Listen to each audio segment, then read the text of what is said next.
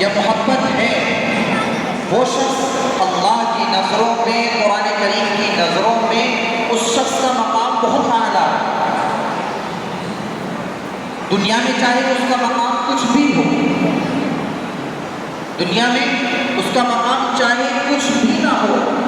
وہ دنیا کے اندر چاہے ایک چھوٹی سی برادری سے، چھوٹے سے قوم سے یا کسی ایسی سوسائٹی سے تعلق رکھتا ہو جس کا دنیا میں کوئی نام و نشان نہ ہو، لیکن آپ صلی اللہ علیہ وسلم نے جس کو سب سے بہترین بنا دیا ہے وہی شخص دنیا کے اندر سب سے بہتر ہے۔ یہ ہمارا عقیدہ ہے اور یہی قرآن کریم ہمیں بتلاتا ہے۔ قرآن کریم کہتا ہے وَمَن يُطِعِ اللَّهَ وَرَسُولَهُ فَقَدْ فَازَ فَوْزًا عَظِيمًا، کہ جس شخص نے رسول کی اطاعت کی اور اللہ کی اطاعت کی وہ دنیا کے اندر سب سے بڑا کامیاب آدمی ہے۔ رسول کی